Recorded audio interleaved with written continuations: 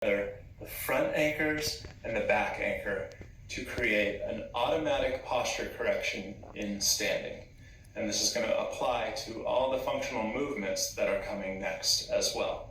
So if we take the back anchor zone first, and we know that it's the bottom of the rib cage in the back, and we push away from that zone, and what happens is our pelvis comes forward, our pubic bone comes forward. If you think about being in the position on the floor and we do the back anchor progression, your pelvis comes off the ground, and this is the driving force is your abdominal muscles. Your entire core is pulling your pubic bone forward by using the back anchor zone as leverage. So all we're doing is applying that to standing.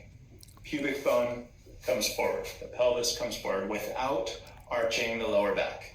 That is a key component, is we're not arching the lower back to bring the pubic bone forward. We're just simply pushing away from the back anchor zone. Now, let's think about the front anchors. The bottom front anchor in the awareness exercise, we're connecting the pubic bone to the floor, and the extension is going into the front of the hips, not the lower back. So essentially the same thing is happening. Pubic bone is coming forward into the floor, and our hips are getting a little bit of extension. They're opening up, and it's protecting that backward bending from going into the lower back. So same effect, essentially. Now we have the upper front anchor. In the upper front anchor, we are pushing away from the floor to open up this upper part of our body. This is going to prevent us from hunching to keep the rib cage down and connect the rib cage to the pubic bone by compensating. So all we're going to do is push away from the bottom of the rib cage, and we don't have the floor there as our aid. You know, before in the front anchor position, the floor was the connection between the pubic bone and the rib cage. Now it's not there, so we're going to be creating that with the tension in the front of our core. And so we simply just push away from the front of the rib cage, and it keeps our posture open up here. And so the upper front anchor is kind of a check on your upper posture to make sure we're not compensating.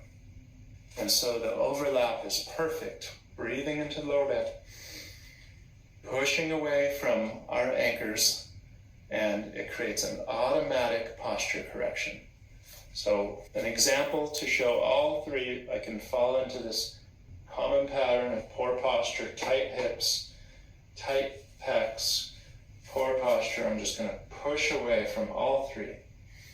Pubic bone forward, back anchor zone, bottom of the rib cage. Breathe into the lower back, and I just have a nice, healthy, natural amount of tension in my abdominals. And I'm not trying to control how much or which muscles or what their names are or anything.